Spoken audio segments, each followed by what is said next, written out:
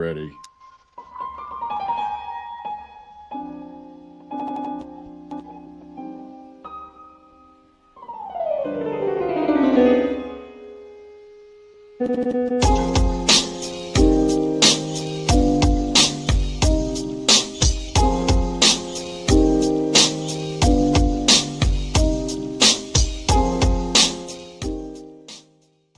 In judicial ethics, the mere appearance of potential fraud is disqualifying. Same goes here. Whether or not there is widespread fraud occurring, there certainly could be, and it doesn't matter how many times you scream, there's no widespread fraud. A lot of people believe there is, and there's no way to actually validate it. This isn't just about whether or not fraud is swinging the election. The appearance of fraud already is swinging the election. People rightly have zero faith in this janky, inefficient system. They feel like their vote isn't being counted. They feel like illegal ballots are being cast, and they're not wrong to worry about it. There's literally no safeguards in place to prevent that from happening, and way too many openings for it to occur on a massive scale. You all saw how I was neck and neck with Karen Basura on election night, nearly double digits ahead of Nithya, just as the polling predicted. Rahman fighting tears on election night, trailing Spencer Pratt by roughly 40,000 votes and about 10 percentage points. I dominated the in-person vote. I smashed Nithya on the mail-in ballots too. She was crying on election night.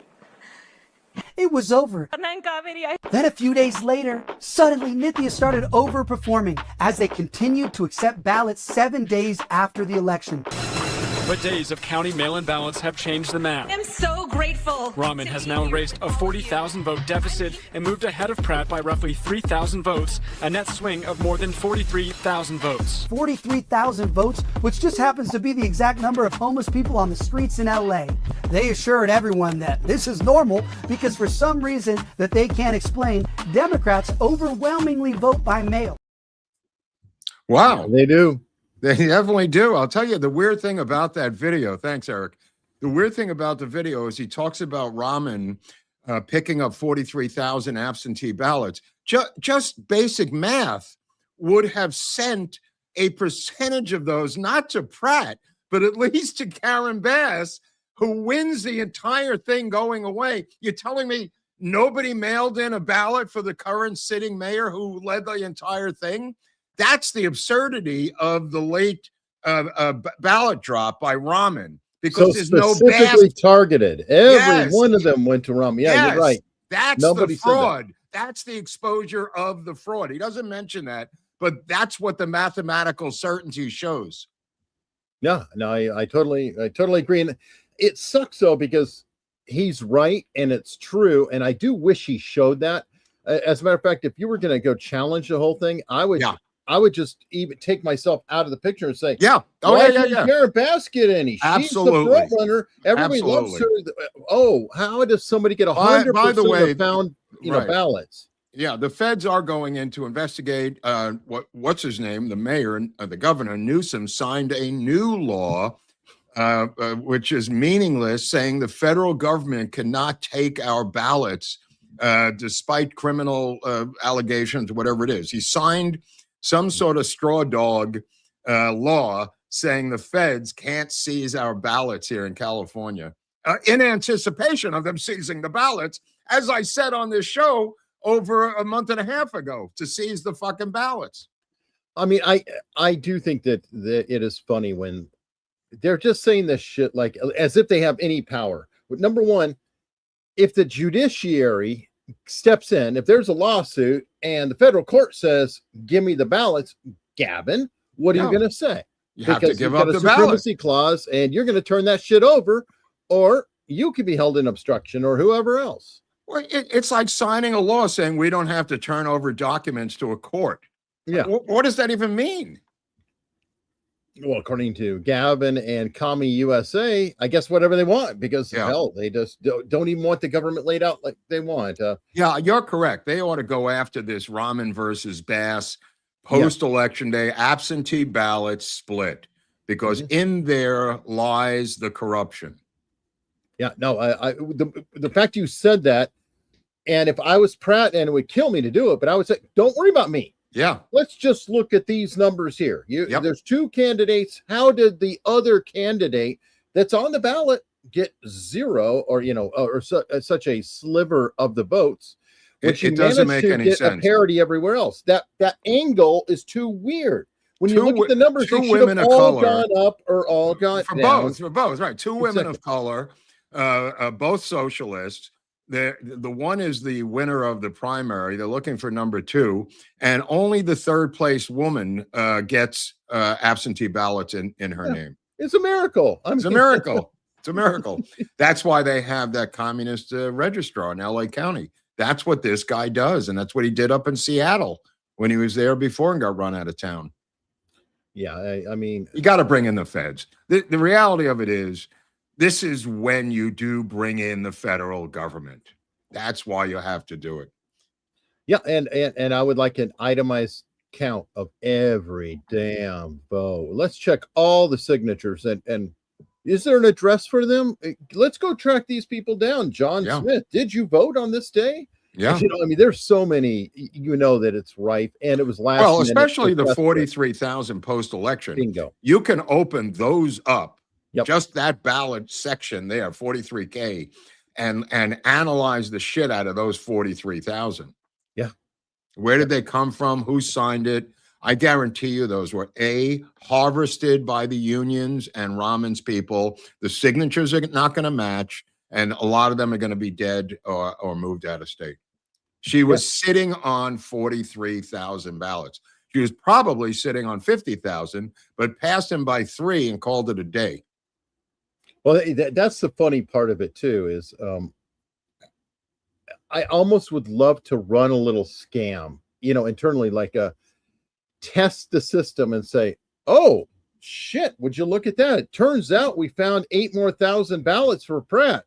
Yeah. Ooh, the game is on. And then see if they suddenly turn up. Oh, well, guess what? Here's additional ballots have just been found. They would definitely do it. It's been done before here, where they go back and forth, topping each other. I've seen that for weeks here as well, because they don't shoot their entire load.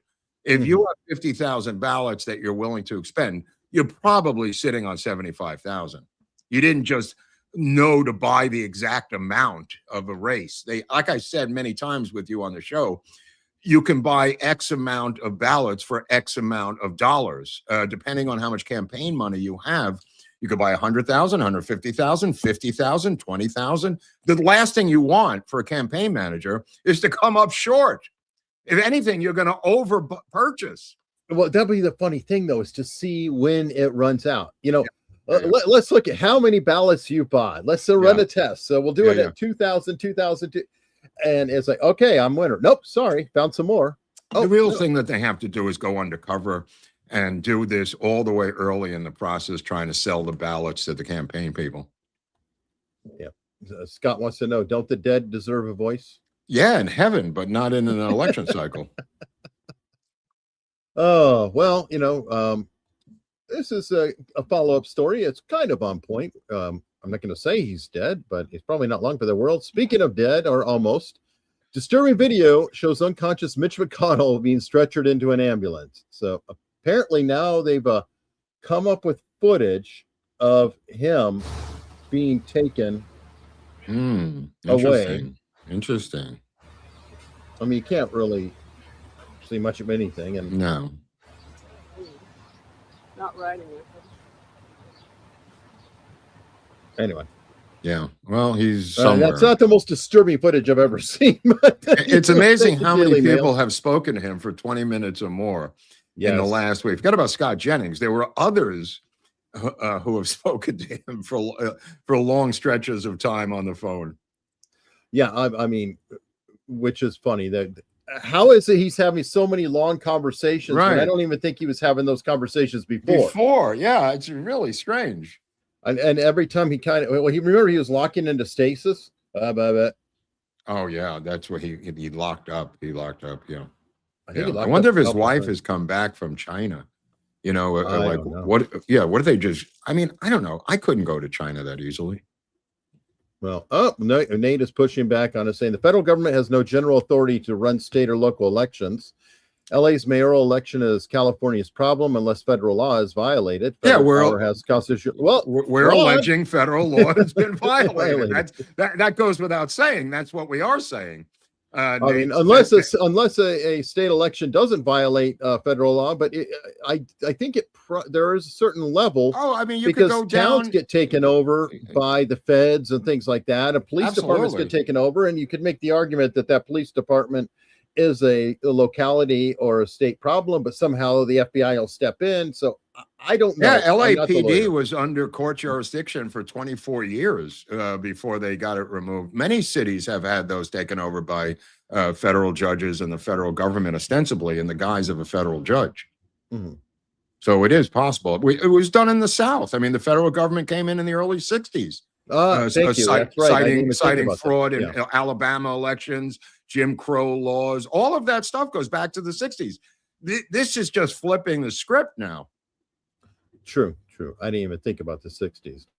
I don't know. Well, I will find out. We'll find out because Bill Asali, the assistant prosecutor here in Los Angeles, says they have opened an investigation into voter fraud in LA. So we'll see. I mean, well, fair enough. Now, that's a great segue because, you said the word fraud. So I think, well, why don't I come up with another fraud to share? And currently, I think one of the biggest frauds and sellouts at the moment is the fine Megyn Kelly. Oh, my God. What is with this chick? All right. Well, it is hilarious because, the Charlie Kirk Tyler Robinson preliminary hearing is going on right now. And this has to be a new record. Okay. Because, she's been held to account a lot saying, why don't you push back about your buddy Candace? Why is it you're, so worried about Erika Kirk, but, Candace can do whatever the hell she wants. So yesterday, it seemed like she came out and all of a sudden Megyn Kelly was on board saying, oh, you know what? There's a lot of evidence. What? Literally, one day later. Oh, my God. These people are insufferable. Eric, they're insufferable. It's astounding. It's a minute and 14 seconds. Go ahead. Let's see this. Nate Livingstone work of Milk Bar TV. Everybody check him out. In courtrooms where I'm from, we operate within the bounds of evidentiary rules. And all we care about is what is admissible and what isn't. And all the stuff around like conspiracy theories and so on, it's not admissible. And to those who still have their doubts about Tyler Robinson, I say it's time to put up or shut up. I've seen some insane things on the internet, mostly championed by Candace Owens, that it is so loony tinfoil hat out there. I think she's in her own search for what. Now, I'd be fair because this is clipped from a longer segment, so there was more in there, but it is getting the theme of and tone of her.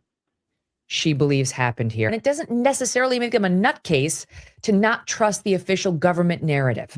You can you have evidence that you can introduce under the federal rules of evidence, or you don't. And if you don't, I don't want to keep talking about your theory that there were at least 11. There's a difference. Look at his expression. His expression is saying everything. By the way, this is a crop. Mark Garagos is in the middle and kind of going. Like making faces. Yeah. In 11 versus 14, Israel only cell phones on the campus of UVU that day. Charlie's criticisms of his Jewish donors and his threats to leave the pro-Israel cause right before he was murdered. Both of these are reasons why all along I've said we should be you should not be saying to her or anybody else, I want to hear his mental script right now. Oh my God. This guy's not going, allowed how to did I ask get that in here? Yeah. question. And I say it's time to put up or shut up. It may be there's two different Megyn Kellys. That one shows up, the crazy Megyn Kelly, and the other one is the straight Megyn Kelly. Candace Owens only has one volume, and that's 11 in the crazy department. She doesn't waffle. Essentially, it's like, how much can I make if I do this? But she doesn't go back and forth like Megyn Kelly. Is all I'm saying. No. Megyn Kelly waffles between sanity and insanity in the course of the same show, or in this case, 48 hours. Not even 24 hours. Yeah, and some people are saying it was the same episode and later in it. So I don't know. I'm Jesus. Like, I stopped watching her, so I'm only getting on the. You know what they probably do over there? They cut shorts like you're doing, and they have shorts that say this crazy stuff and shorts that say the opposite. And they put them both out for 2 audiences. Actually, the Hodge twins. I don't know if you've ever heard of the Hodge twins. It's a black pair, a black pair of twins, whatever. I don't know how you call it. Yeah. They post one type of content on X, and then they post literally the opposite on Facebook. And it's the same twins. Wow. Doing 2 different things. Well, maybe she's doing that. Maybe that's what she's doing, because she clearly has 2 different points of view on everything within 24 hours. Maybe we're idiots. Well, we could be. I mean, I'm not going to rule that out, but yes, she's on every side of the same argument. She's on every side of the same argument. But I said that. They may be cutting shorts, or she's doing what you're saying, posting one point of view on one area of social media and the other point of view in another area. And let the people be damned who call her out. I mean, she may be saying, go ahead, call me out. I'm making $1 million a month. Oh, she's making a ton of money and just is unapologetic about it. But I don't even know. It's so difficult for me to comprehend that it is what it is. But let's continue on, because it is a big trial. It wrapped up today. The preliminary trial? Yeah, it is done. Right. The trial's not going to start for a while, though. No. The next thing we'll see is in September. Yeah.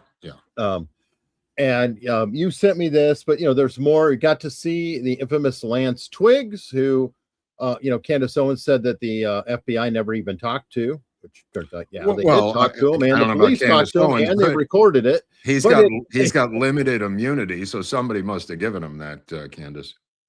Oh, that's what I'm saying. There's literally his videotape testimony talking to them. So, no, but I'm saying he signed documents granting himself a limited type of immunity.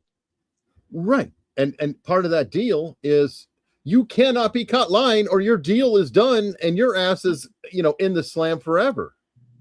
Did you go to the furry prison? Is there a prison just for furries? I don't know what kind of cage she will be in, but yes, maybe. I don't know. But apparently Tyler was carving into those bullets like a month before. Yeah. The message. So, well, as Don Jr. said yesterday, this is an open and shut case. I mean, what else do you want here? I mean, the guy to videotape himself doing it, I guess, could be the best thing for the conspiracy people. Well, the fact that you mentioned that, one of the last things that apparently occurred today, and somebody else that's been carrying water for Candy has been Jack Posobiec. But they showed a videotape today, and it's apparently quite compelling. So, the footage, it's kind of grainy and kind of shitty and all that. And you're like, wow, in today's cameras, the security cameras, Well, I guess when they zoomed in they had a lot better video. And they allowed it to be shown in the courtroom, but not out public. So people, of course, having heyday with this. Show us now. We must see, because everybody has to, report to us. But here's Jack Posobiec talking about it. I think everything's been proven. I think it's proven. It's, I would say, beyond probable cause at this point. I think that the question for me is how do you even get reasonable doubt when there's so much evidence? But the thing that I just have to say is that I know that you guys watching on live stream couldn't see the last video that was shown. Well, it wasn't edited. It was zoomed in. Yeah. It was zoomed in from the surveillance video off campus, and specifically the part of the Losi Center, the roof, and you see everything. You see everything. He climbs over. He assembles the gun. He runs over to the edge. Gets down in a prone position. Okay. And you see the time, and we all know what time. And it was like so slow. Just watching seconds, click, click, click, and then you see him take the shot. Okay. And he takes the shot. Well, I guess there's video of that too. Oh, that's the thing. Yeah. And apparently it is, you see him, it's his face. He is there. I mean, it's all handed out. And of course, they're still arguing. How about the people on our comment section who have said, they said the same thing about Lee Harvey Oswald? Dude, if they had that shit on Lee Harvey Oswald, you and I would be doing something completely different. Right. Am I right? No, it's just, I don't know what to say. I don't know what to say. Also, anyway, no, you're right. They both did leave the scene, though. But, they try to say the same thing with Thomas Crooks. And it's like, his body was on the scene. So it's not like it was even. He was dead up there with no head. Yeah. So these people, and now Candace's latest suspect is Ben Shapiro. Of course.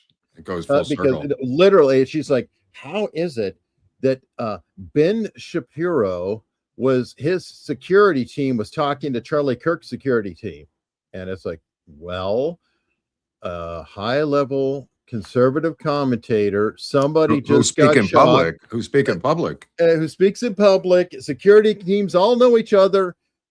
Tim Pool was railing and saying, you know what, sue me, Candace, sue me. He said, if my security team didn't give me information, I'd fire them immediately. Yeah. And he's right. I mean, well, they have to vet these jurors, and I mean vet them in terms of what podcast do you listen to, which is not off limits. If you get one Candace Owens podcast listener in there, you're going to have to use your nullification to get her out. Right. And one last little jab at her, or whatever you want to call it, I don't care. If her investigation is so true and so real and so strong, why didn't Tyler Robinson's defense team use one utterance that she came up with? Well, just meeting with her would vindicate her. If they sat down with her and said, we'd like to know your theories, that would be some vindication. As far as Candace likely thinks Van Halen or Kiss were the same band. That's funny. That's funny. It's very possible. And that is when Kiss was wearing the makeup. Right. She thinks they're the same band. Right. Not even when they took off the makeup, or for 10 minutes, where you could say, well, they had long hair. So it is insane.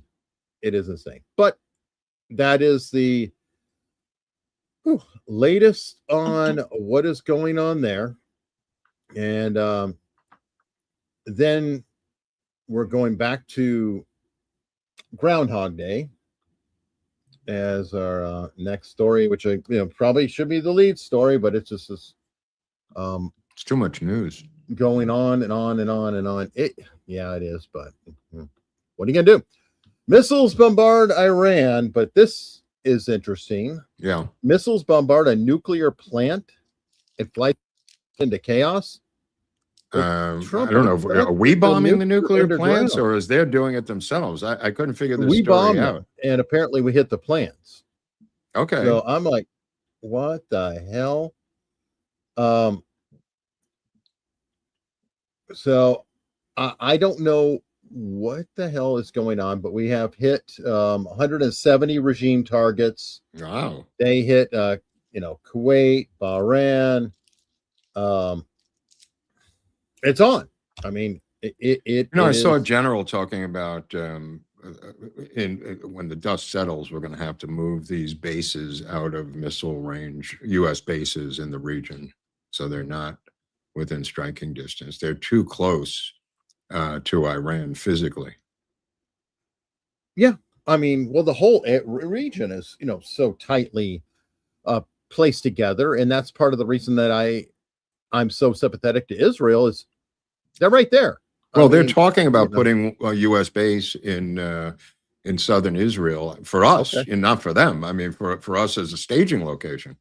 Well, at least they'll probably let us fly our planes out of it. Yeah, I don't think Erdogan will unless we give him the planes. I don't know what he's going to do. He's going to start attacking everyone if he gets those F-35s. I think you need congressional approval for that. I don't see that happening. I don't understand the logic other than trying to flip the geopolitical universe over there from Israel to Turkey, as I said last week, and then just go back after the midterms and go, oops, swinging it back the other way. Nothing seems set in stone with this cat.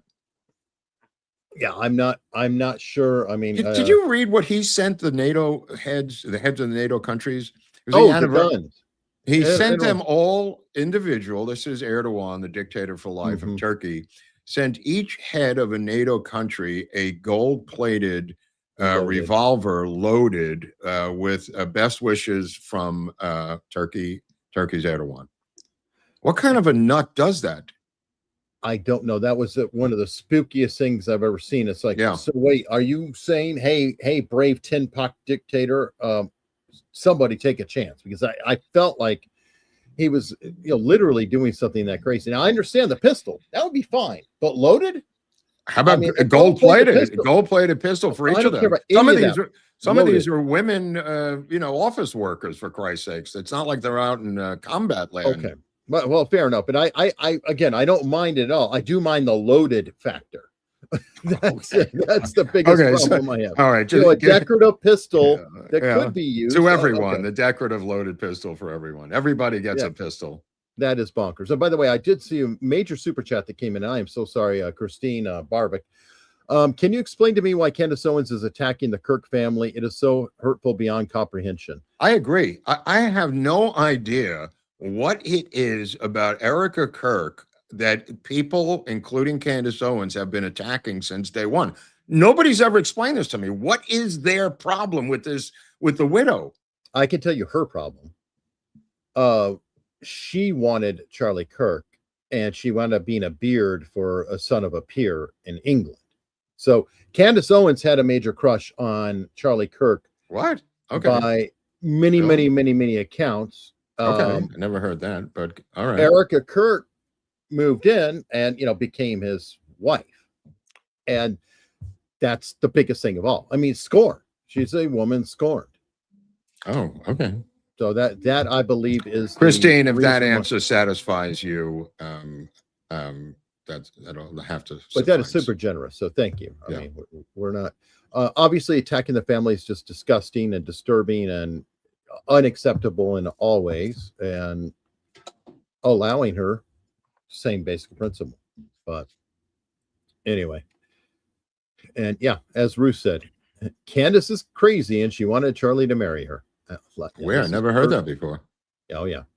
It's she said things in recent months too, like Charlie and I were destined, and these little things. So she's also crazy in that department.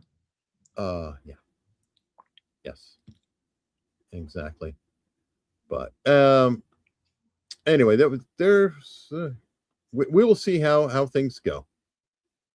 So now, what was it? There is a new Iranian plot, and I had the story pulled. I thought I don't see it on my links. I apologize, but Israel warned Trump of the new Iranian plot to kill him, which is not really surprising. I mean, if anybody is uncertain about it, they spent the whole funeral talking about killing him. So I think there's some specificity here from what I connected the dots.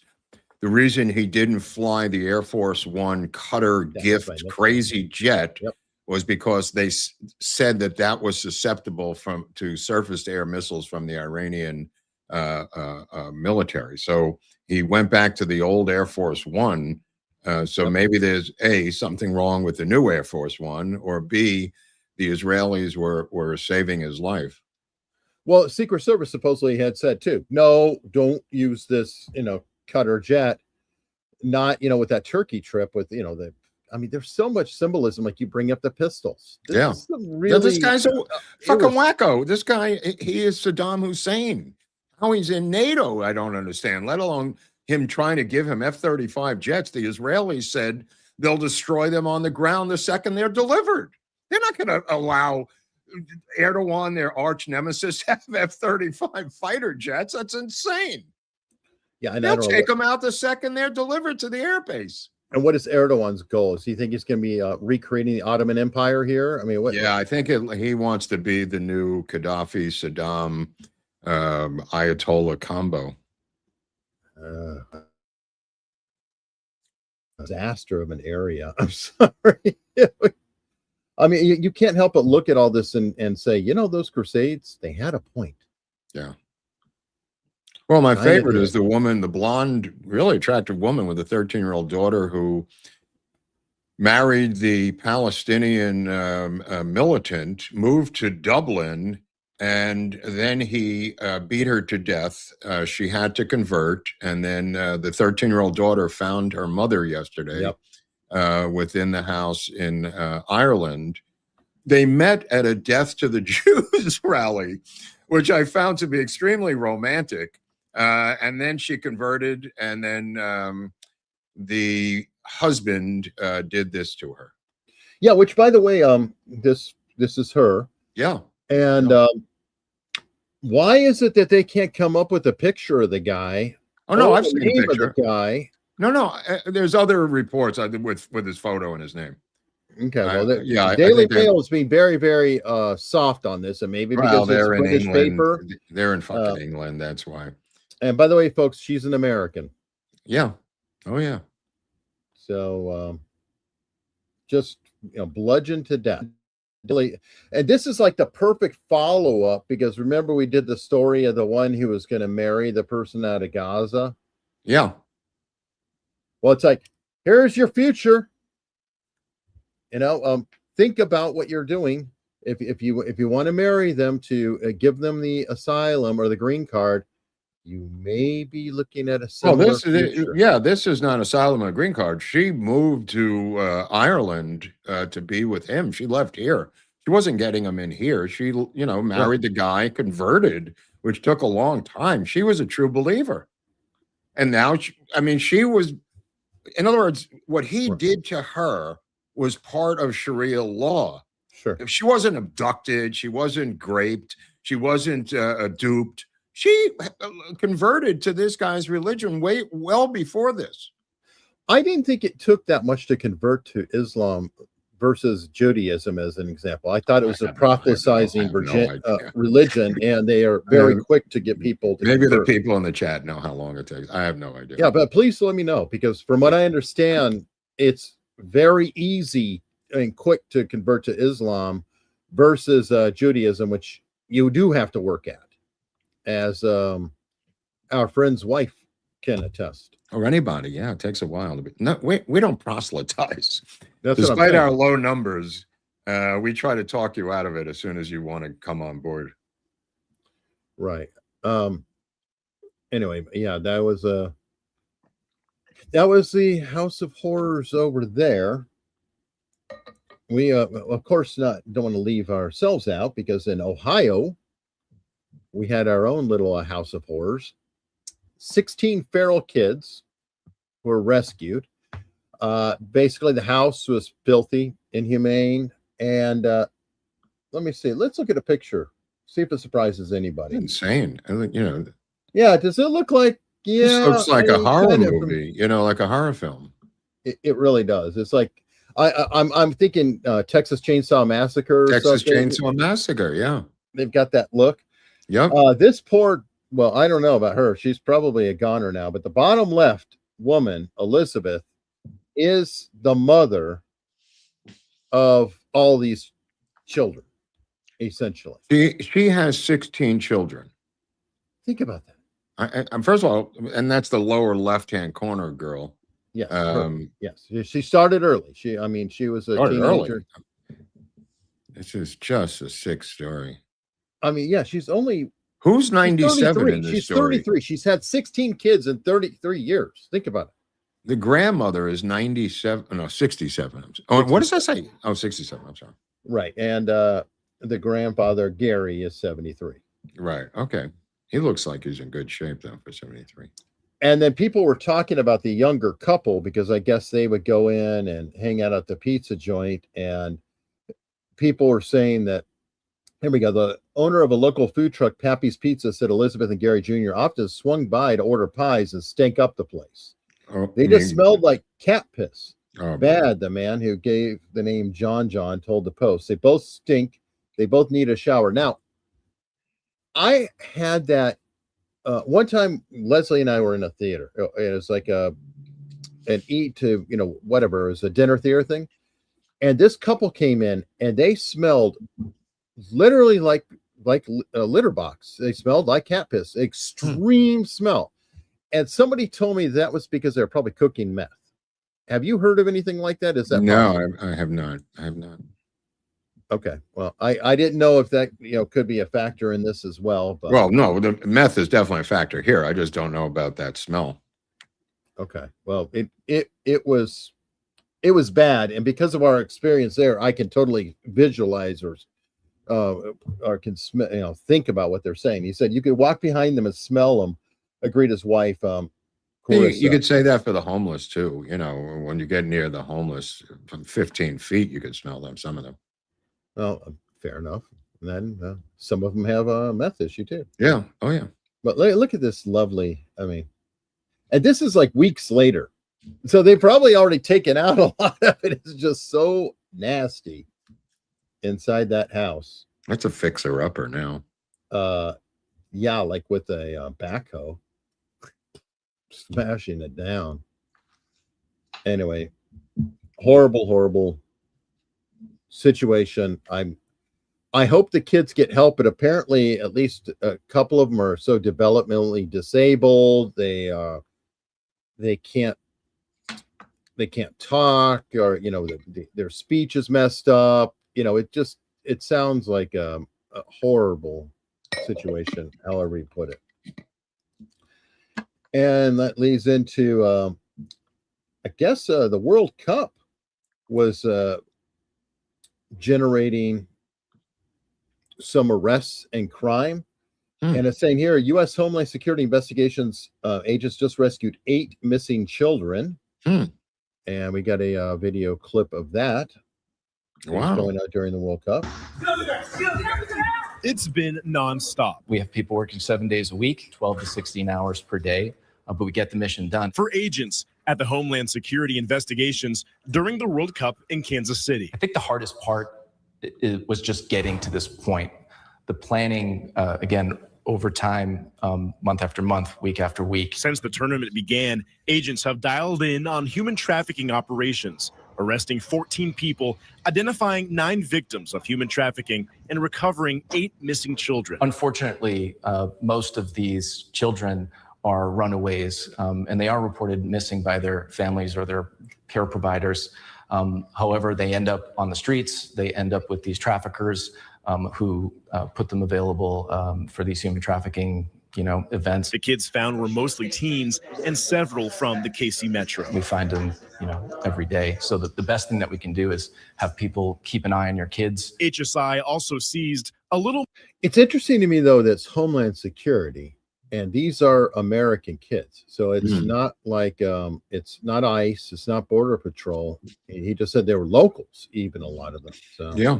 That's good work. It's one of these law enforcement things. I'm like, I don't know who does what anymore with law enforcement. More than $435,000 worth of counterfeit World Cup items, like jerseys, T-shirts, and flags. Ultimately, they'll either be destroyed, or if they're determined to be safe, they're typically exported to third world countries where their clothing is in short supply. Even with the games ending.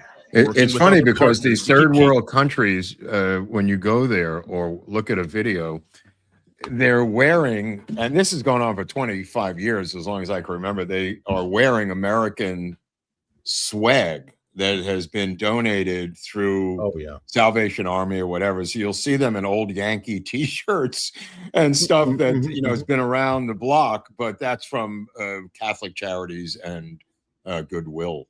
Oh, 100%. Well, I saw that in Cuba. Yeah. I mean, it's like Nike and Izod and, whatever. It was like, a total American, clothing. Yeah, they used to raid Canal Street and 14th Street in New York, NYPD, for counterfeit goods, and I was always opposed to this because my feeling was, what is it with the police that they must enforce the counterfeiting of some private company's merch? It's not currency. It's not American dollars. Somebody having a phony Rolex. Why would NYPD or urban police forces have to enforce for Rolex the fact that there are counterfeit Rolexes out there? I never understood that. It seemed like a waste of manpower. At a minimum, but also that they're working for these private companies. Yeah, no, I mean, I'm going to have to ask Al Gonzalez this one because I just remember growing up and there was raid after raid after raid on 14th Street and Canal Street, where they were selling cheap knockoffs. Everybody knew they were knockoffs, but these raids were like for phony Gucci pocketbooks and everything else. Are you working for Gucci or who? I mean, technically they're working for both sides because they're working for the company who's being, defrauded, so to speak, but more importantly, the consumer who actually thinks that Bill sold them a real Rolex for $200. So that was a fraudulent transaction and essentially a con. Right. So, well, there's no complainant involved in these things. It's not like somebody filed a thing. They would go in these raids and break into the storefronts that housed them overnight and then take them, seize them. And I don't know if they sent those to the third world, to be honest with you. They used to have videos of them smashing them with steamrollers. Yeah, I'm sure that a lot of them got smashed. I like what Dustin mentioned, though. He said that the losing Super Bowl team, for example, a lot of those shirts will go away. That's funny. That's funny. I can just see that. If you have overruns or you do a lot, it's like, yeah. What do they care? They don't even know what the sport is. And that is the funny part because you would have like two Cubans wearing like completely, rival teams and they just, whatever, like Dodgers, Yankees or something. I don't know who's a great rival, but and they would just be, whatever. I like this outfit. It's cool. It would be like me wearing some England soccer team from some town. Like I would know, what the hell you see them in Fiji on kids. Yeah. All over the world. Yeah. All over the world. Somebody else in the chat actually brought this up too. And it is a good point that it's harmful in some ways for the third world when they do that because it's, here it is. Secondhand clothing aid actually harms the third world because textile industry never develops, which is the first step towards actual industrialization. And unless you're working for Nike at slave labor, then your textile industry is owned by Nike and you're working every day for Nike or in Vietnam. That's true. Or Indonesia is another big one. Or many others. Oh, they have textile industries. It's just not owned by them. Now, I'll go with Colonel Angus, and this is why he only buys his Rolexes from a reputable guy in a raincoat. Well, what's his name was down there? The guy who was uncovering fraud, the kid, he went to Canal Street. Oh, Nick Shirley. Nick Shirley, and they almost killed him. I mean, they were just getting physically. It's all African down there. Right. Well, and to be fair, Nick Shirley probably has a similar security team that might have been in contact with Charlie Kirk's security team. Wouldn't be surprised. What happened? I know that he has security. I hope Spencer Pratt has a complete army to be hopeful. Well, yeah, I do. I hope so too. Oh, you said Spencer Pratt's going to Washington. What happened with that? He met with Donald Trump. One of the you want to talk about something from 0 to 60. Him and his kid went into the Oval Office, and Trump was patting him on the back and showed him the Constitution and showed him the Declaration of Independence. And now he's got a friend in the White House. I think Pratt's become too big for the mayoral job now. He's becoming a national figure. So I think that's what he was talking to Trump about.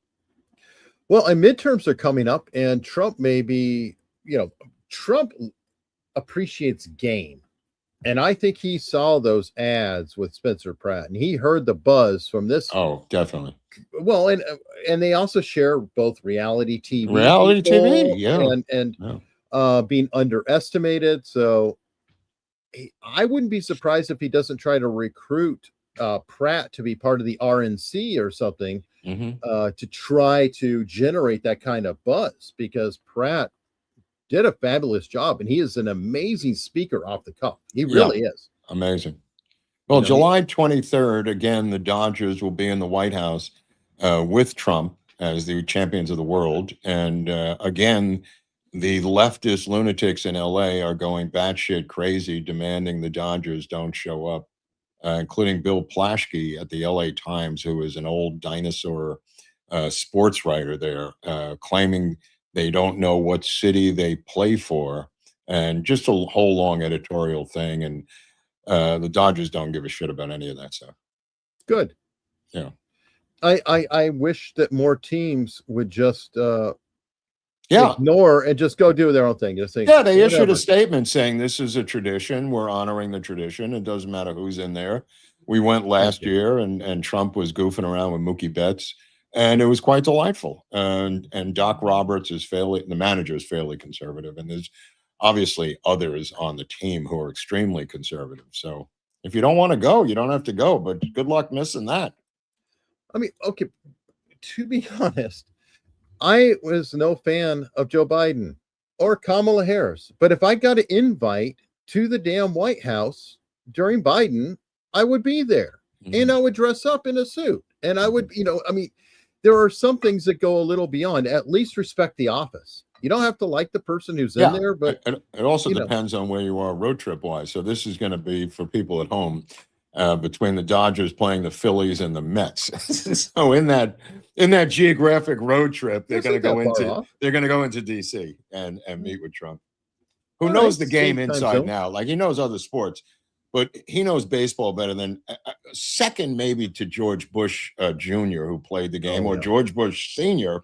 But Trump, for many years went to Yankee Stadium with Steinbrenner, and he was a great first baseman himself, Trump. True. And yeah, I think you've talked about that. He played well. W probably knew more just because he owned the team and all that. But yeah, between the two of them, they definitely knew it. All right, I found this story that this is like would be a personal nightmare. And fortunately, it's in China. Oh. But horrified villagers living in fear after hundreds of venomous snakes escape farm as floodwaters crash city. So in China, they had a snake breeding farm. What? Oh, because they eat them. It was a breeding farm in China with cobras. Motherfucking snakes on the farm. Yeah. And is that them, Eric? That's them. Oh, the water's out, and they're all like, "Hey, what's going on here?" I mean, cobras are. They look like the Loch Ness monster. Yeah, exactly. It looks like 100%. Well, these are king cobras. And oh my lord! Have you seen how big those fucking things are? Oh my lord! I would be out of town. I would be moving to another region. It would take me 5 years to even swim right into your house. It looks like they could just come right in there. Yes. Yes. I mean, yeah, they had a collapse of a reservoir dam. It claimed 26 lives. This isn't even including, God only knows about the snakes, but right. Fucking snakes on the farm. Yeah. Oh, shocking. Around 100 animals were missing. Oh, eaten by the snakes. Yeah, you think? I mean, well, they could take down a whole pig, or a water buffalo. Yeah. I mean, this is a nightmare. Well, they can you imagine getting the call? They'll be like, "Hey, we need you to go here. I got a job for you." Nope, screw you. I quit. I'm done. Snake wrangler. Yeah. I mean, there are people in the movies who are just snake wranglers, or there are sometimes they combine animals just to work more. But the rodent wrangler is a tough one. The cockroach wranglers and spider wranglers. That's all they do. There's insect wranglers. They specialize in insects. Entomology or something like that. Entomology. No, but I mean they're movie prop houses essentially. They're not props. They're real live animals, and they specialize in various animals. My friend was the prop master on Donnie Brasco, and they had to put that lion in the back seat of the Cadillac, and he had it chained to the floor. You couldn't see the chain. Sure. And they wanted it to be hungry, so it would be more aggressive. And after he was feeding him with White Castle hamburgers just to keep him alive, and angry. and angry, yeah. But no, I mean the prop master has to work with the animals. I mean, it's not just dead guns and furniture. I mean, you got to deal with it. Well, when I was growing up, there was a kid who I knew barely because he was majorly into rattlesnakes, and he was a snake handler. Yeah. Hired by like Desert Museum later and Yeah, stuff. Like he yeah. became an actual scientist and everything. But let's just say he's not the guy I wanted to hang out with. And he had drop coolers and freezers. And that's where I found it. So he would just reach down, pluck them out and everything. Because if they're cold, they can't move around that quickly. Right. Yeah, But yeah. I just was like, Dude, did you see Khomeini coming out of that freezer?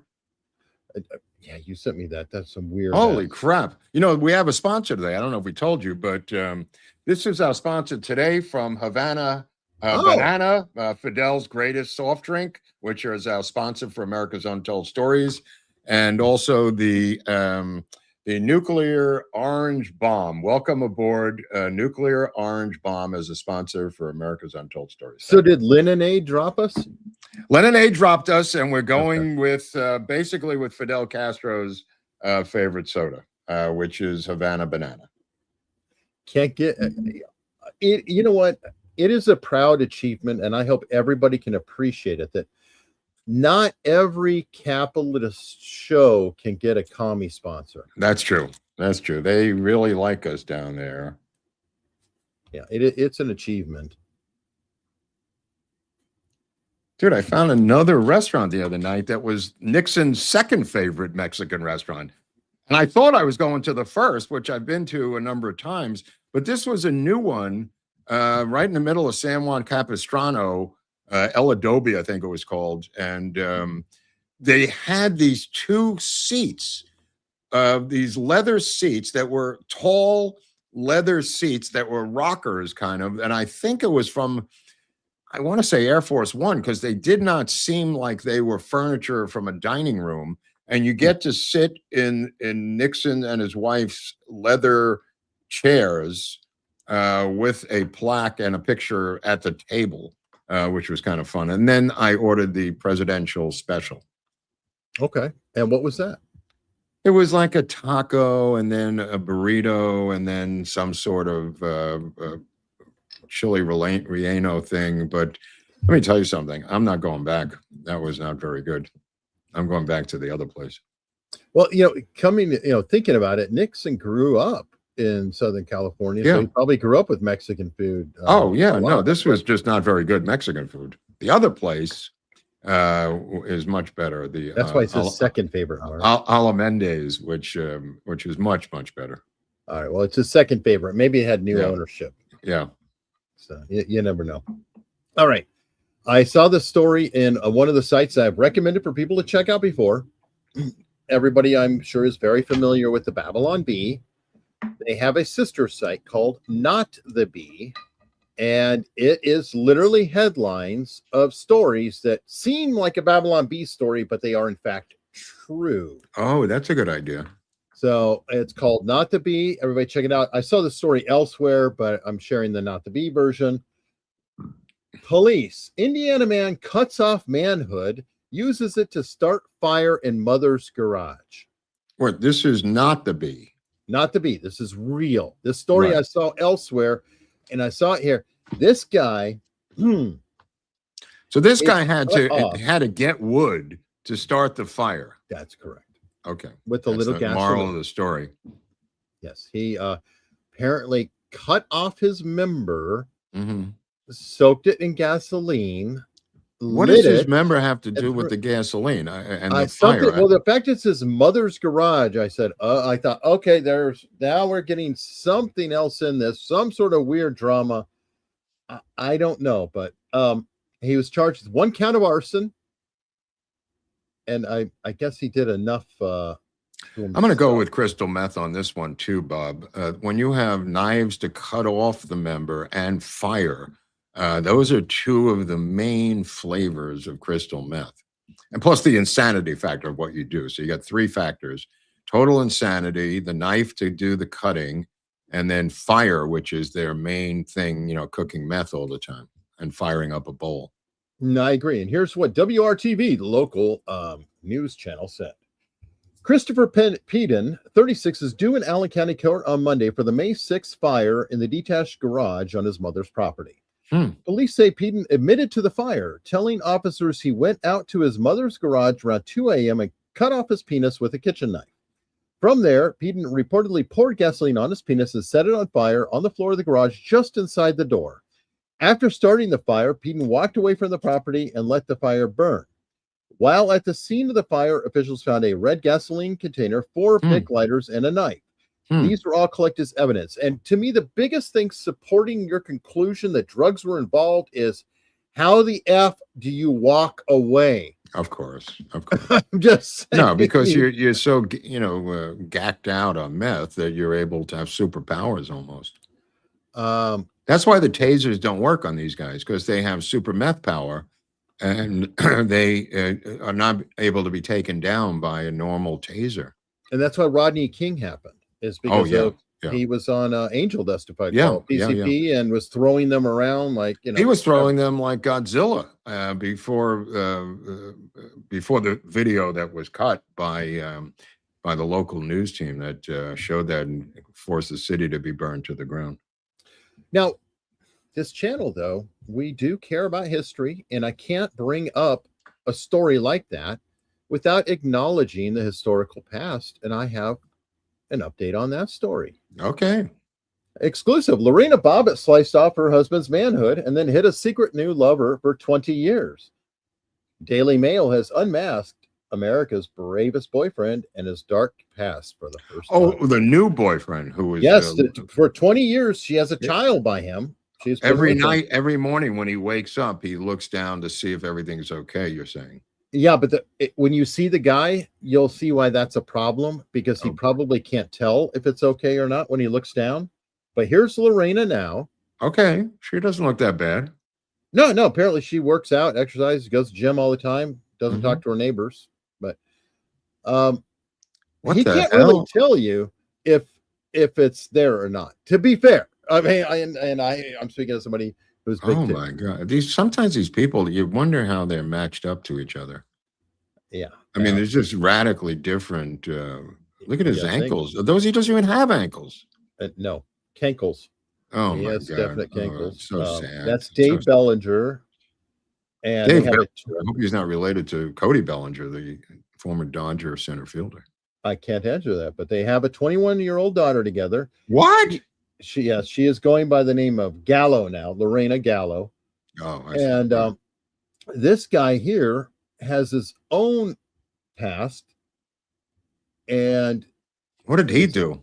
Did he cut off some woman's breasts? No, he mostly petty crime. Yeah. He gets like here we go. He has not paying for the free buffet, probably, right? Well, maybe. Anyway, records show that he has had 26 criminal violations, including an arrest for credit card theft, fraud, and embezzlement, as well as more than a dozen traffic violations. Okay. Well, a dozen, I could see the traffic, but 26, I mean, how do you rack that up?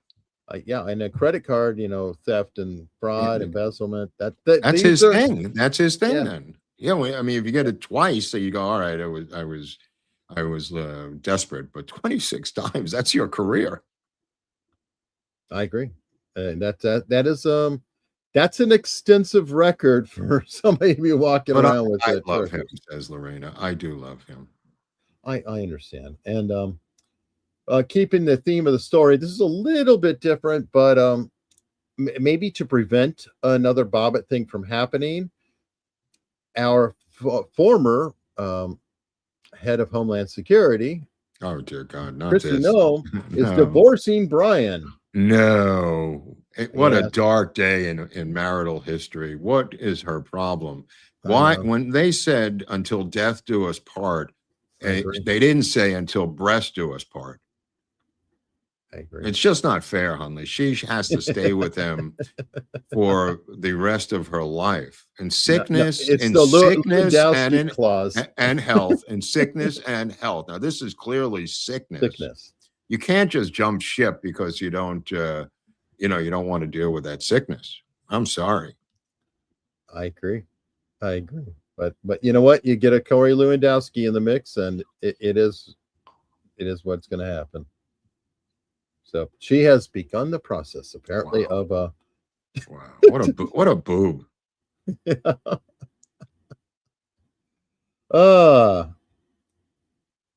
There you go. That's the last moment you got to see them together. Is that him? That's him with her, yeah. Well, he looks pretty normal there. Well, yeah. I mean, if you cover up the prosthetics or whatever, then yeah, You know what the weird thing is? The cats who do this invariably have to take photos or videos that they could look at later. You know what I mean? Because it's really a type of exhibitionism, according to Dr. Drew. And they have to exhibit it and record it and look at it. So it's not just about shocking the people at the supermarket. They want to see their own image, and they always make photos. Once in a blue moon, they're leaked, which is what we have now. But they love to record themselves doing this stuff. That's their fetish. Yeah, that's their fetish. It's a visual, and I don't know if AI or things like that are going to change it. I mean, because obviously they could Photoshop before and trim down to this and that. Now AI, they just say, "Oh, look, it's just not the same, Eric. Call it's it not a day." No. It's not the same as a feeling of lingerie and those artificial breasts that he has to have. It's not Tell just me AI. more, Mark. Tell me. I'm going to tell you more, because what I believe is that the rush of cross-dressing, which is now morphed into transgenderism, I believe the exhibitionism wears off. The shock value of it wears off after a while, and then depression sets in, and occasionally self-delusion sets in. And I think that comes from the shock of the exhibitionism wearing off on the viewer, who just says, "Oh, it's that fucking guy again," like they did, out in Malibu in the old days when a Jennings type Olympic star just ran through moon shadow at 2:00 in the morning Jenner? What's that? Not Jennings, Jenner. Jenner, yeah, I'm sorry, Jenner, who would cross dress in the late 90s, and come into clubs late at night, or not, more like restaurants, and everybody knew who he was. But that was pure exhibitionism, because he wanted to get the feedback from the people who were viewing this, and that escalated to surgery, and it escalated to whatever it escalated to. But I think at the end of the day, this exhibitionism wears off and depression sets in with a lot of them, with most of them.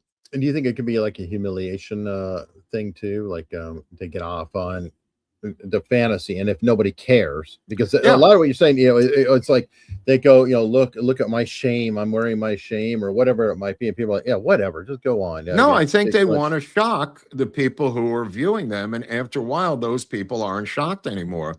And you have a loss of power. It's a type of power. If you could say, "Look at me," and you go, "Holy shit, look at that," and then that wears off, your thing wears off. Your rush wears off, in other words. There's something to that. And you could probably confirm this to me in California, because we've got a lot of tattoos here. Yeah. I'm in a military area, and aggressive piercings and things. And a lot of the people I've seen who, have really massive aggressive piercings and tattoos and stuff are extremely shy. And that is their way of standing up, they're, decorating their whole body. Yeah. I mean, we're starting to see senior citizen transgender people who look completely sad, completely depressed. They barely get dressed up in female clothes any longer. They're in the supermarket, and people are just like looking at them and feeling sorry for them. This is moving into old age now from the original movement of transgender people. I hate to say it, then they really have become women, because there are some women who get older and they give up on everything too. Yeah. It's not, and men who are just like, I don't give a shit. I'm wearing sweats and when they get everywhere I go, and 10 cans of cat food and a handle of vodka, then you're in an exclusive club. Exactly. They've officially crossed over. All right, another holiday themed post, and kids, people, do not pick up Oh, unused my explosives and Oh. fireworks. Oh, dear God. Things can go bad.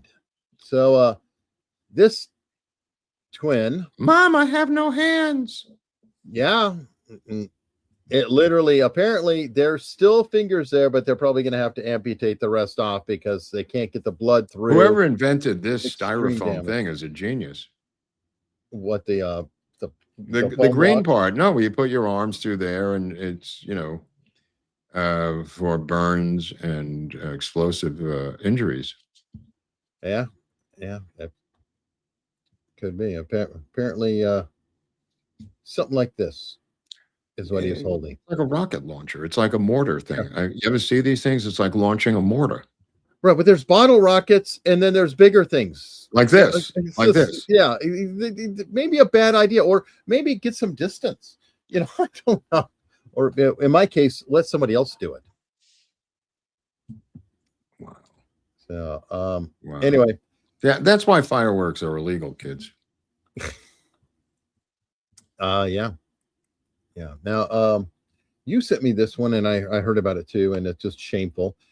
Tennessee conductor was fired after telling the July 4th passengers that America's the greatest country and critics should leave. Oh, the critics should leave part. I didn't know. Yeah, apparently the first part it I sounds thought like was if somebody okay. was just giving the spiel and talking about it or whatever. Yeah. And unfortunately, they told him to leave. Now, what is that thing there? Yeah, it looks like it's a Chattanooga Incline Railway. Okay. So it's like a little car that climbs up the mountain, I guess. Oh, up right, and down. right. Touristy deal. It's a shame. I'm glad he's patriotic. I sort of can understand, though, to a point. Maybe you shouldn't say that. I don't know. But speaking of dummies, is this the... Yes. Okay. I don't know if you saw this. Sunny Hostin and her feelings about the American flag. She gets psychotic when we get patriotic. Just days after America celebrated its 250th anniversary, View co-host, the great Sunny Hostin, doubled down on her previous statements that the sight of American flags make her feel unsafe. I said this on this show many, many years ago, because this is my 10th year on the show, and I said there are times when I walk into a community and I see American flags all over the community, and I suddenly feel unsafe because there is a section of this country that has co-opted the American flag, and they equate being an American or an American flag with white supremacy. Oh, that's wonderful. Yeah, desperate attempt. Nobody buys this. Even that fucking audience didn't even buy it. These people are last enders, Eric. They're dead. They're dead enders. They're gonna hang on to this fucking racial myth until they're in the coffin. Even their own audience refused to applaud, and that's the view. That's the view. Yeah, well, I'm sitting here going, if I walk around and I see a lot of American flags, you know what that tells me? Right. I'm in the safest damn neighborhood in town. You know what scares me? If I walk around, and I see a lot of Nazi flags and Nazi tattoos. I get very nervous. Exactly. You know what? If I see a bunch of BLM flags, I know I'm in trouble. Yeah, you know, let's really break that down. What do we want? A BLM flag or an American flag? If I see American flags, it's probably going to be a neat neighborhood, very clean, low crime. Be one of the safest places that I could possibly be. That's true. I don't want my elected officials to be wearing Nazi tattoos, though. I think we have to draw the line somewhere. Now, what's going to happen with this guy? They're setting up debates now, Eric. Yes. You know, with like 8 or 6 candidates who are trying to replace the guy who won. They're having a mini convention. Yeah, they're having a mini convention, aren't they? Caucus, Up in Maine. Pepperidge Farm, delightful bread. Well, it is funny. What the head of the Maine Democratic Party, though, I did appreciate that little video she released. I don't know if you saw that. I don't have it on hand, but she came out and released a video at night saying, we are going to have a replacement, but the Plattner people are trying to put their thumb on the scale. We're not going to listen to it. And it's like, whoa, because you don't normally see the head of a state party come out and say, screw this Whoa. guy and his people. She said, he has no say, no vote, nothing for it. But I have no sympathy. I think it's hilarious. All this shit. It's a three-ring circus. It's a three-ring circus, bro. They created this thing out of midair, and they were warned repeatedly. There was more stuff coming, and they said, fuck you, that's the end of it. He goes up to the Hill, looks these senators in the eye 5 months ago and says, no, that's the end of the bad news about me. Lying to every one of his Democratic backers, not Republicans or Trump.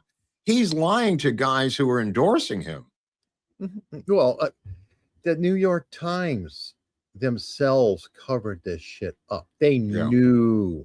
And somebody sent me something earlier, Big Fish on X, I think, who we've met, he watches the show, pointing out the reason why he may have finally come out is there's some potentially unresolved charges that could be coming down if you think about it. Okay. And they're saying that perhaps the Maine Attorney General said, hey, Graham, you could always step out, or we could, maybe look at addressing these. And supposedly there's other things still to come out.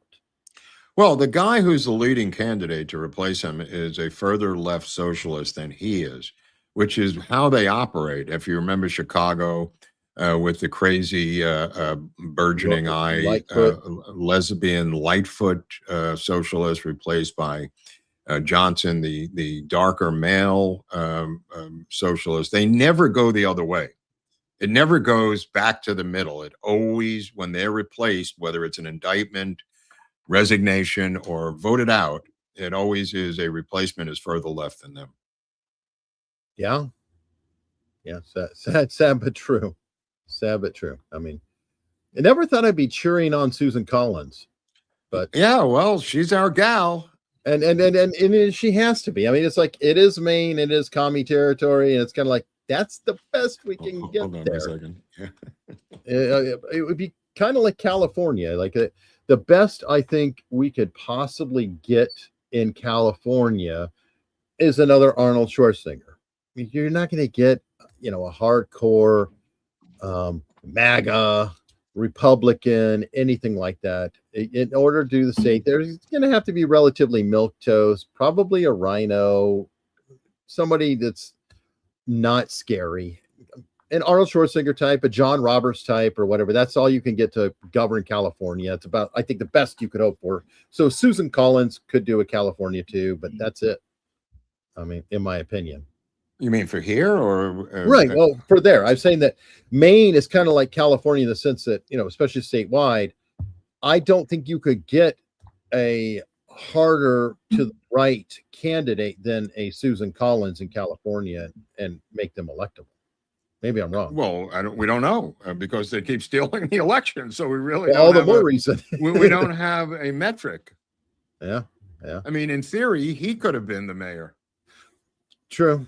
Okay, I don't know if you saw this. This is another scary thought story that I came up with, and this guy was Ryanair. I've never heard of Ryanair. Oh, I've heard of them. Yeah. Anyway, how Ryanair passenger who was sucked out of plane window was saved by his hero wife who held on to his feet for 5 minutes.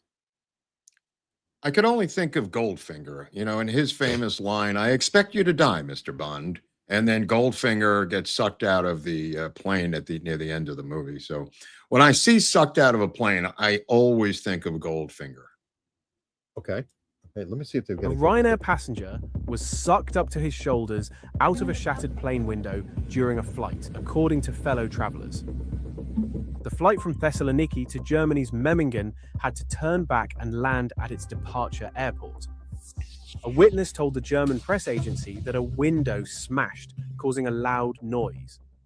Shortly after, a man seated next to the window was sucked through, according to Bild. The man's wife apparently held him by his legs for about 5 minutes, after which fellow passengers were able to pull him back into the cabin. The odd thing is, I've been to Thessaloniki, and to that airport. It's in Greece. I've actually been there. Oh, wow. Okay. I was going to say that is one time I would encourage you or encourage somebody. Maybe you don't want to lose those extra pounds. Yeah, sometimes you're too fat to fit through the window. I mean, a child cutting it sucked out without a doubt. Yeah. So they're you know what the rule is? Never, ever, ever take off your fucking seatbelt. My dad told me that when I was 13 also. He just said, put it on, don't ever take it. I mean, unless you go to the bathroom, obviously. Yeah, But he that's said, how I don't, do it. he said, don't even go to the bathroom. Well, that's not going to happen. You But go before you go, go before you go on and, hold it in until. But yeah, no, I do wear my belt, period. The whole time. And there are those freaky drops where it's like all of a sudden the whole you don't plane see it drops coming. like, You don't see it coming. No. like, holy Jesus. But oh wow. Somebody said they read that he did have a seatbelt fastened. Oh, well, how did he get in the window then without the seat? Well, I maybe don't that's how understand she the could physics. hold him is between the two or whatever. But Well, then he didn't have a problem. He just had his head out the window, I'm enjoying the surprised fresh he air. survived that because of the thin air and whatever. Well, he had a mask on too. Maybe he had some oxygen. Yeah, maybe. I don't know. But whew. All right. You brought up Iran, and not everybody is against Iran. Apparently, a top aide of Mamdani, she decided that she was going to go visit Iran. Yeah, this is, first of all, this is stopped by the State Department, but nevertheless, the point of the story is missed, but not by me, because I think the real point of the story is that the mayoral administration of Mamdani has a foreign policy, and they're going to act on it. Despite what people were laughing about, that he's the mayor, he shouldn't have an opinion on Palestinian politics. Not only do they have an opinion, they are going to be super aggressive in carrying out their opinions as if this is the new SOG seat of government, to quote J. Edgar Hoover. Great. That's my takeaway from it. Clearly, she supports Iran's, and clearly these are anti-Israel people. This is the type of people who would go visit Castro, like Karen Bass, back in the day, going down to Havana 13 times. Of course. And while we're talking about commies, if anybody is wondering whatever is going on with old Justin Trudeau, or whatever happened to him? Castro's son from the north, well, he turned up, and he is in the background of a Katy Perry video, and this is slowed down with the. Is he going out with her? That's the rumor, but if you watch, here he is. Oh my God! Look at Bouncy Boy. Oh dear God! Look at that hair bounce. Let me tell you something. The person who's supposed to replace Kay Starmer, they said, is worse than Kay Starmer. Well, like you said, it's it goes further left. So, he said he's further left than Kay Starmer. So they're passing the torch to a new generation. Kind of like Carney is considered by some to be further left than than Trudeau, right? Yeah. So you're right. It just they never go the other way. No, of course not. But I mean, Trump is on. We've been talking about communism on this show for a year and a half now as the number one enemy of the state, and now Trump is on it, talking about communism. So somehow it's gotten up to that level. Well, it's kind of back, if you will. It's like it's always been out there, but now it's like it's raising its head with Mamdani and all this other shit, and it's like you can't ignore it. At the DSA elections, when the Democrats are going, "Oh shit, our party's getting invaded. What are we gonna do?" Yeah, I mean it's not a no, but I'm just saying I've never heard him make statements about communism. No, I know he did for the right. Oh, that's all I'm saying. Yeah, this is new, and we've been talking about it here for 2 years. Right, but that's what I'm saying. But it's like the zeitgeist is catching up. The communism has gotten a foothold. Yeah. And you're I starting agree. to see it. I completely agree with you. Railing about it now for 6 years, 7 years, on and Michael Malice too, and others, and Christopher Rufo, and some other people. So, by the way, remember the pardon that Tim Walz gave to the Laotian? Oh boy, it didn't end well for the Laotian. You're going to tell me? Well, it's ending better for us, but Marco Rubio has a statement about it. Just weeks ago, a convicted sex offender and a foreign national was shielded from deportation by the governor of Minnesota. Laotian national Tu Li Vang was convicted of repeatedly sexually abusing a 10-year-old girl in the state of Minnesota. He even tried to pay his victim for her silence, and he called his heinous crimes a minor thing. Just days before this foreign sex offender was scheduled to... And he wasn't being punny either. I mean, I can't believe the minor thing. Yeah. Tim Walz, the governor, issued him a pardon, setting him free to once again endanger the children of America. Well, this week I revoked his legal status in the United States, and as a result, federal agents took him into custody, and as of today, he has been removed from the United States. Because of our action, this foreign criminal will never pose a threat to any American ever again. Americans must never be forced by their elected leaders to live alongside foreign sex criminals who have no right to begin with to reside in our country. This administration will always stand with the American people and defend them from violent criminals. So thank you, Marco. Thank you for that. Jesus Christ. Yeah, I wanted to share that because I was, it's ideally he'd be in prison, but at least he's out of here. I mean, good God. Good luck in Laos. Yeah, no kidding. Oh yeah, I saw this story and I had to queue it up. New Mexico. Very scary story here. Wild rat New Mexico tests positive for the plague after 4 confirmed cases in dogs. So it's not just California, because Dr. Drew was talking about that, but now we got the plague in New Mexico. Look at that guy. He's got, maybe it was his ticks that had it. Is it the ticks on the rodents, Eric? Fleas or some sort of. So it's not the rodents themselves. There it is. That's what gets you. That's what gets you, people. If you have that, I want everyone in the audience right now to examine themselves to see if they have these ticks on them. Yes. Instead of a refreshment break, everybody take a quick. Please check. Everybody look at your partner and check their backs and make sure that that they do not have fleas.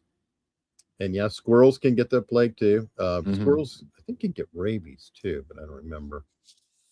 But anyway, kind of gross, kind of spooky. Kind of spooky.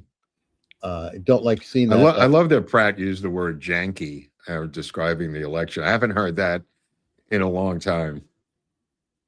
Janky. I don't even know if that's a real word. I don't know either. No, it's common. That's a word I grew up with. That's like right. No, I'm saying I haven't heard it in decades. Yeah. Yeah. Well, he's kind of my peer, the age and everything. Yeah, you're like well, happy birthday again, Eric. We said happy birthday when you left, and now the birthday is over. Now it's all over, and Eric's back to being a closer to death. A little bit. What was it? I argued. I said to Leslie, I said, I'm closer to my previous year than my next year. Damn it! I just barely am here. That's true. That's true. You could... So it's going to be a while before I'm fully invested in this age. What if you just keep flying backwards against time in a plane going in the other direction? Like Benjamin Button? I don't know. Yeah. Good question. I mean, if you would have flown to London right before your birthday, you'd still have 12 hours before your birthday. And then as it approaches, you would fly even further east to avoid the horror, to quote Marlon Brando, of turning a year older. That's true. And I had a flight like that coming back from Iceland, where we flew with the sun going down for 4 hours. It was like the same basic spot in the sky. Yeah. You're not getting anywhere. The earth is turning so you could land.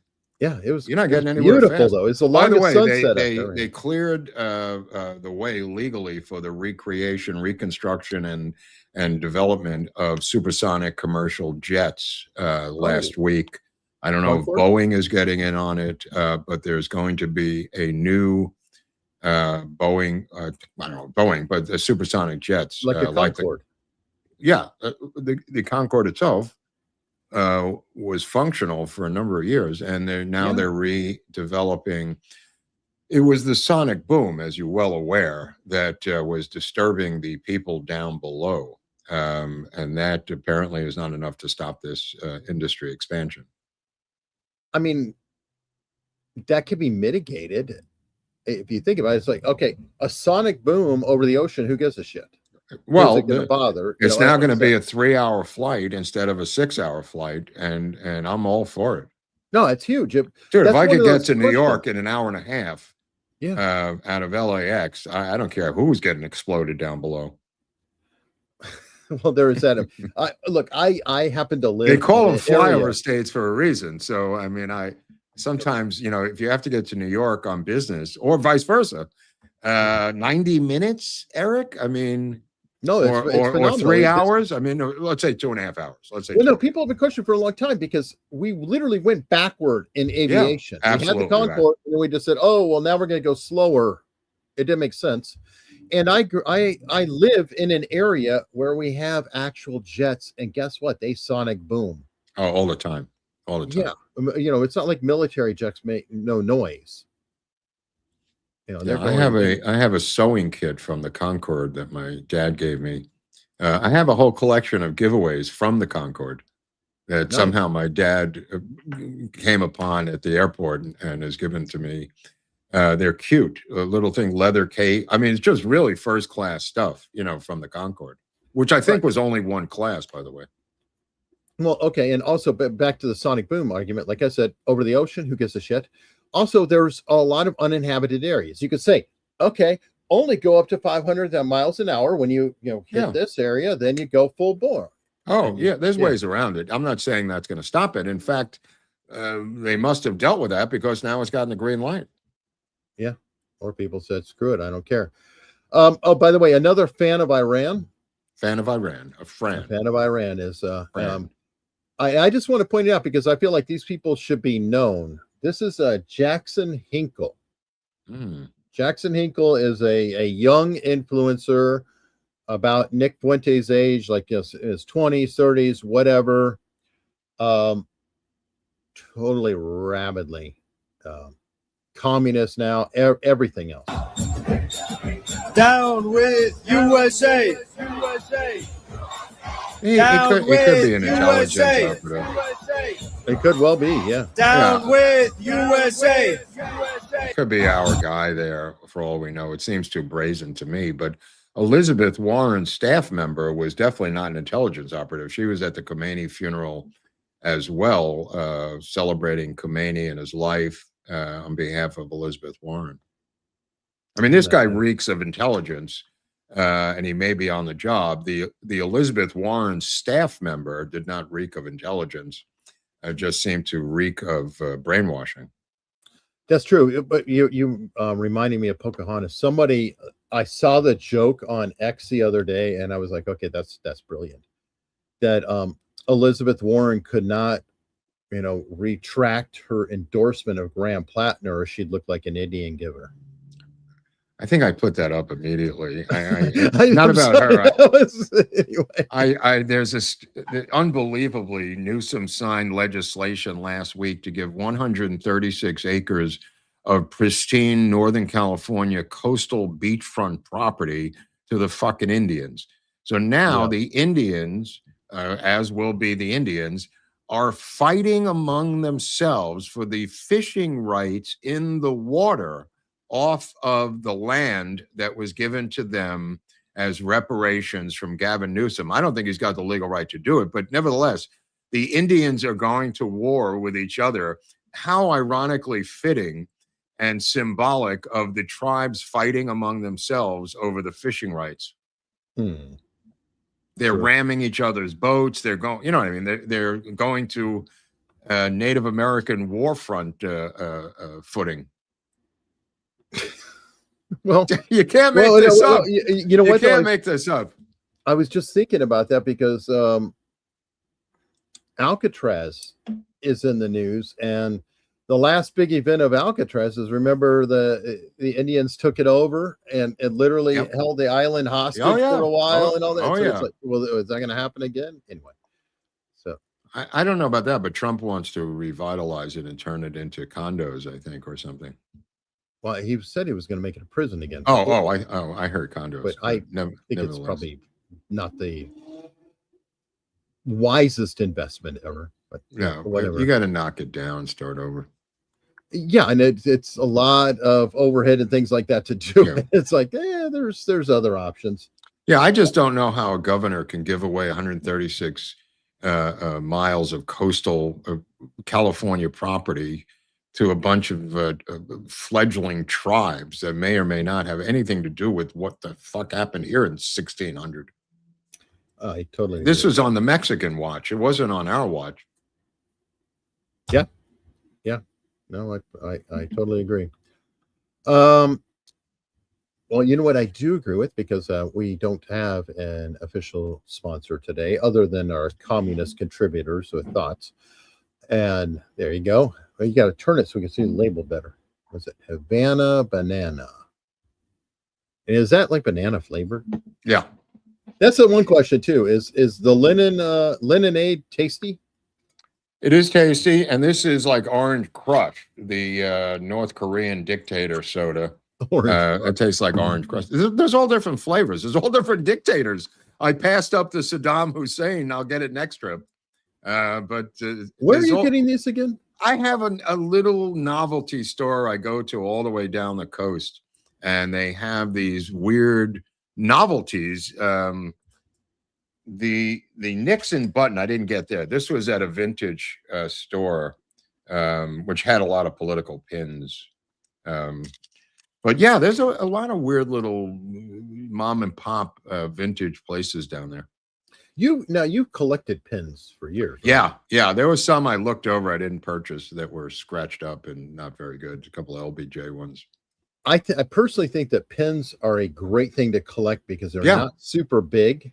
Yeah, it's kind of like it's kind of like challenge coins. These are great to collect because you don't have to have a giant area, and you can really get a lot of history and stuff. In the 80s and 90s, I collected original pins of the Soviet Union, and I mean, I've got a Lenin, a Stalin. I mean, I have the original things that came from Russia after the wall came down. I bought them.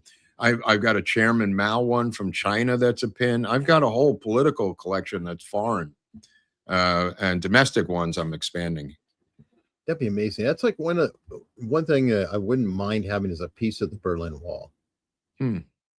Just that is such a symbolic thing in my lifetime, and and yours too. But I mean, it's like literally like a big chunk of my life. It was one thing, and then boom, it's suddenly gone. Yeah, it came down pretty quick, didn't it? Yeah, and how things changed so rapidly in that time period. Like every time I'm out, I was out antiquing on my birthday. So Leslie likes to go antiquing. So my birthday's I won't get into that. You should have been in a strip club. Come on. It's your birthday, not hers. What do you do when it's her birthday? Go antiquing? Yeah. If that's what she wants. Yes. Anyway.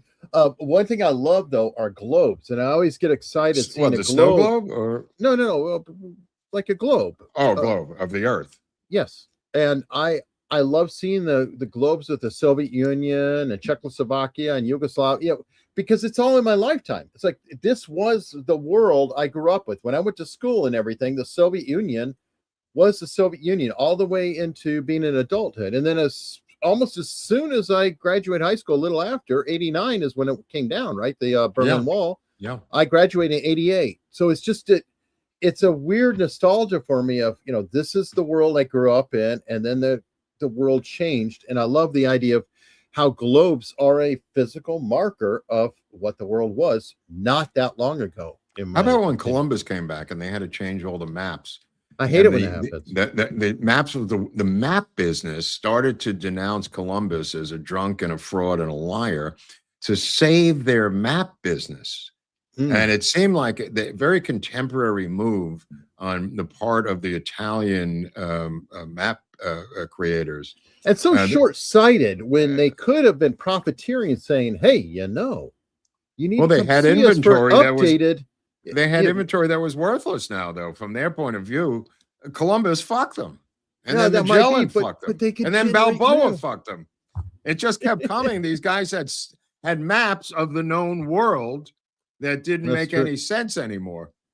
Exactly. So instead, they should have been saying, "Hey, you know that map I sold you last year? That's a fine map. It served you well. And I've got a new one coming out. The new deluxe I know, version." but the new one contradicted the old one. Well, that's why, you know what else we have? We have a subscription. So should there be another maybe one, they you could. just Maybe keep there's be a paying. good time for them to hook up with our channel with the subscription model at this point, with the little sign that Eric has that he made in shop My class. subtle. Eric made this in metal shop when he was in high school, and then he moves it around with incredible skill and agile. But you too can be part of the subscription family, and all you have to do is push the red button, and not red buttons the comic, just red button to subscribe, and then when you do, you will hear the bell, and that means that an angel has gotten his wings. That kind of sounded flaccid. Can I hear it ring a little cleaner? Here we go. I want that, residual sound. So Yeah. they feel more satisfaction when they hit the button. If they hit the button, they just hear a thud, kind of a thud. Yeah. It just doesn't have the same feel. But what is always a good thing is fan support, which we deeply, deeply appreciate. And I'll start with a Rumble rant from King of Biltong. Skip the gas station junk food while traveling. Pack Biltong from Biltong, USA. Clean, protein-packed, grass-fed, air-dried beef with great flavor. Go to biltongusa.com and use code AUS for 10% off. And I did drive out of town on the road, and yes, I had biltong in the car. And it wasn't just beef, though, because they also have like pork sausage that's dried. It's a combination of pork and beef, as well as beef and the biltong. So a lot of different flavors, all of which are good, very high in protein, and it works. Like if I try to eat something that's not like a cheese or protein or whatever, I actually get hungrier later. So like You're talking about lima beans or things of that nature? Or no, I'm saying that if I don't eat protein, or a fat, it'll just make me hungrier. So like if I'm hungry and ate a bag of chips, it's going to make me hungrier still after, because or it's not long carbs, later. it's So carbs. personally, I just find anything substantial like the biltong great. King of Biltong also said, check out our Rumble channel for all things DIY, Biltong, and cool American history, streaming 9 a.m. Eastern Time and 8 a.m. Central. The channel is Rustic Ranch. I never heard of that. So King of Biltong, he's a South African. He's living in Texas, and I guess it's the Rustic Ranch. Teddy Ballgame said, great show, guys. Mark, your matching outfits are cool. How do you match your eyeglasses to your shirt and hat? I put them on, and then they match.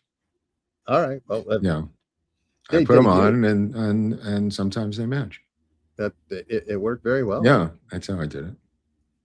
All right. So to the YouTube super chats, we have Scarlet Rose. Have you seen the very telling interview on Jeremy Borning's channel with Mark Meckler regarding the insanity and viciousness of Candace Owens? I saw clips that came from that. Jeremy Borning has released his own channel like a couple months back, and he's been putting out videos. I haven't watched all of them yet, but he's a talented guy, and he knows more about the person he hired by the name of Candace Owens than just about anyone. To his credit, he hired and fired her. Okay, well, that happens in business. Exactly. At least he did, both sides of it. I mean, if it doesn't happen, no one will ever get fired. I mean, people change, or they, like sometimes people embezzle money from a company, and they go, "How could you be such a schmuck and hired that guy?" Well, I caught him and fired the guy. So what do you want me to tell you? Yeah, the problem with the embezzlement example you give, and a lot of embezzlers have used this, and that's the reason they can build up long records, is if you're a manager and you hire me and I embezzle from you, right? I can hold you hostage and say, "Oh yeah, turn me in. Go ahead. You're the dummy who I did it under. You're the guy who overlooked all this. So you're kind of trapped. You're really just firing me and just trying to get me out of there versus, criminally prosecuting. You're not in a legal jeopardy, are you? I mean, no, it's not legal jeopardy, but your job could be at risk too, because it's your shop. When you were running this shop, these people were stealing out of the company.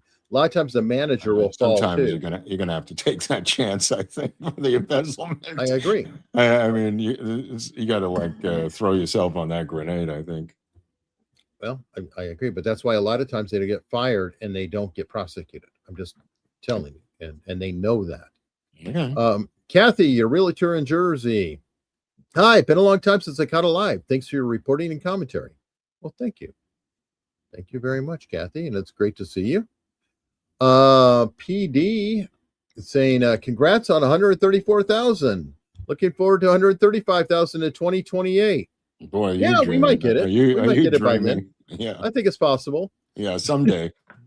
2028, 2 years. 2028. We're not getting them by the midterms. I'll tell you that much. It'll be close. You never know. We might sneak out a surprise, but it'll be tight. K-Dog 4703. Great show. Just so you know, I claim you guys as a charitable deduction if anyone asks. That's funny. That's between you and the IRS. Whoa. Never step between you and your account. Whoa. Ouch. William Ratcliffe said it's pretty lonely in the Dakotas. Oh, you mean for Kristi, Yeah, for Noem? Yeah. Well, what is he going to do now? I mean, how does he pick up chicks? I mean, she's with what's his name? I mean, she's got she's got a semi-normal life. But what is this guy going to do? Well, now he'll have freedom. He'll have freedom to act out, pursue. but he's going to have to move. Usually, what they do is they move to a metropolis and disappear into an urban environment. I'm sure, and he probably has issues. I hope he gets help. No, really? We're all laughing at him, but whatever. Let's see. Mike Schaefer, what's this I hear about Vance screwing up some economic ideas? I don't know anything about screwing up economic ideas. What are the ideas? What ideas are you referring to? Yeah, I don't know. But what was it? They were saying on two-way that he's looking at a house in Williamsburg. And I was thinking, well, how far away from Hinckley? Oh, inches away from Hinckley. Hinckley is going to end up being the mayor of Williamsburg. He might. He'll be on the soundtrack. But I'm just like, oh, okay. But then I saw another article that was someplace else. So I don't know if they got the facts wrong, article, but I was like, okay, well, whatever. Mark Caparella with a $20 super sticker. Very generous. Thank you very much. Gen X Craig gifted 5 America's Untold Stories memberships, and we definitely appreciate that very much. Let's see. Tractor Guy Diffuse gifted 10 America's Untold Stories memberships. Thank you. And James Bundy gifted 5 America's Untold Stories memberships. Not to be outdone with Aviate Picks or Avate Picks. Christopher Ebden, who gifted 10 America's Untold Stories memberships himself. So thank you guys very, very much. We do appreciate it immensely.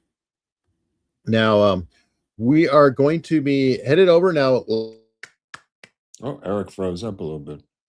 Or Tuesday, sorry, had an issue for whatever reason. Locals wasn't working. It didn't play here, and we weren't able to do this. Is it working now?